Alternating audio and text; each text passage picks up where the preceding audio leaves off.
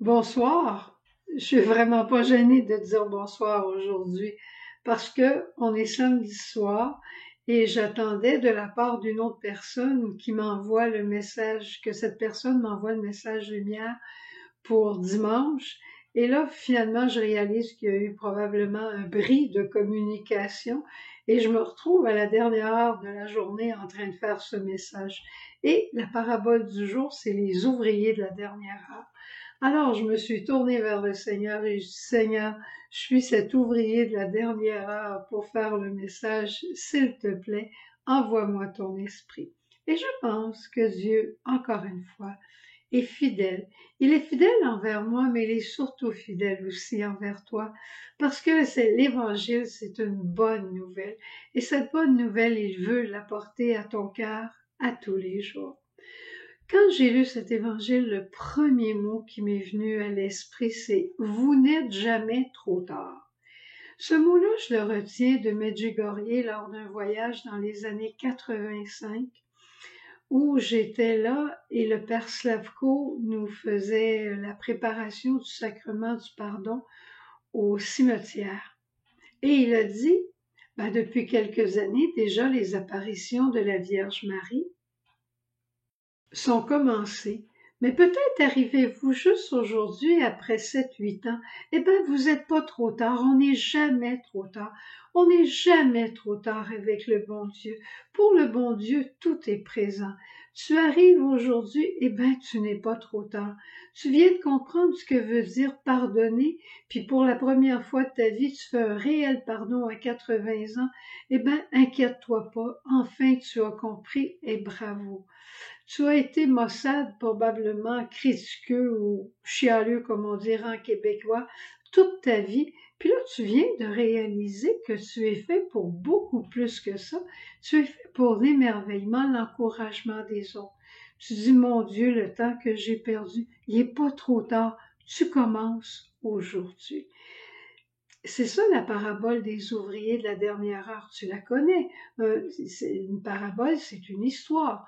Un propriétaire sort, il embauche un certain nombre d'ouvriers à la première heure et il convient d'un salaire avec eux. Arrivent quelques heures après d'autres ouvriers, il les embauche encore et jusqu'à la dernière heure de la journée, à 4 heures moins quart, il embauche encore quelqu'un. Quand arrive 5 heures, l'heure de faire la paye pour tous les employés, il donne au dernier qui est arrivé le salaire de 1 pièce. Alors, celui qui avait commencé depuis le matin s'est dit, hey, je vais en recevoir 8 fois plus, parce que j'ai fait vraiment 8 heures de travail, moi. Il reçoit pas plus, il reçoit exactement la même somme que l'ouvrier de la dernière heure. Cette parabole, des fois, elle peut venir nous déranger. On pourrait crier injustice. On peut penser aussi à l'histoire du bon larron. Oh, si moi j'ai mené une vie droite toute mon existence, je suis allée à la messe, j'ai fait des efforts de charité, des efforts de partage, j'ai fait ceci, j'ai fait cela, et je vais arriver au ciel, puis à côté de moi, il va y avoir ce bon larron qui a mené qui a fait les 400 coups. Puis à la dernière minute, il demande pardon, puis il rentre au ciel, mais c'est pas juste. Peut-être que c'est parce qu'on n'a pas encore compris ce que voulait dire aimer. Et si cette parabole-là vient nous déranger, c'est parce que notre cœur n'est pas encore pur. C'est pas une condamnation quand je dis ça, loin de là, mais c'est pour que notre cœur s'ouvre à plus grand et qu'il devienne comme celui de Jésus. Puis pour bien comprendre, je vais te lancer une question. Est-ce qu'il y a quelqu'un dans ta famille que tu aimes beaucoup et qui a fait les 400 coups, puis qui est encore loin du bon Dieu? Disons que tu meurs avant lui ou avant elle d'1 mois. Et la dernière journée de la vie de cette personne des 400 coups, tu vois que cette personne-là, tout d'un coup, a la lumière et se convertit. Probablement à cause de ta prière. Elle se convertit. Est-ce que tu vas être choqué ou tu vas être content? Tu vas être heureux, hein? C'est ça. C'est l'amour qui nous fait dépasser ce qu'on appelle la justice. Tout le temps que tu as travaillé pour le Seigneur, que tu es allé à la messe, que tu as mené une bonne vie, que tu as cherché à rendre les autres heureux, est-ce que tu n'étais pas heureux toi-même? Tu étais déjà dans le royaume.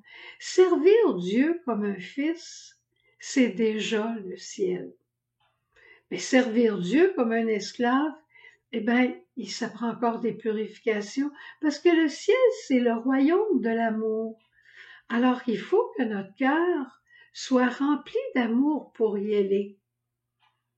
Et quand on a aimé Dieu toute sa vie, en faisant des choses pour lui, en essayant de l'imiter, eh bien, quand on a fait toutes ces choses, on était déjà dans le ciel. Je me souviens d'un prêtre qui disait, le ciel, c'est là où tu crois. C'est quand tu commences à croire. Mais le ciel, c'est l'amour. Quand tu aimes, il y a des gens qui, des fois, me font parler sur mes petites sœurs qui sont en CHSLD, que je visite régulièrement, et qui me disent, mon Dieu, ça prend du courage pour aller là. C'est moi qui reçois. C'est déjà le ciel d'être avec elles. Parce que je le fais par amour, parce que Jésus vient aimer en moi. Alors, laisse cette parole aujourd'hui examiner ton cœur, qu'elle soit comme une direction spirituelle, qu'elle vienne questionner ton cœur. Est-ce que mon cœur est pur? Est-ce que mon cœur est libre d'amour, de vouloir voir tout le monde dans le royaume du ciel parce que je les aime comme Dieu et avec l'amour de Dieu? Et autre, je dirais pas question, mais autre événement, dis-toi que tu n'es jamais trop tard. Et quand tu rencontres quelqu'un qui dit « à mon âge, je peux plus changer », dis-lui « tu n'es pas trop tard, c'est l'heure aujourd'hui de commencer ». Rappelle-toi les ouvriers de la dernière heure, ils ont reçu le royaume eux aussi. Alors je nous souhaite, nous aussi, d'avoir ce cœur de fils qui vit dans l'amour et qui souhaite l'amour à tous les autres et qui est capable de les aider pour y arriver. Au revoir, bonne journée, on se retrouve lundi. Au revoir.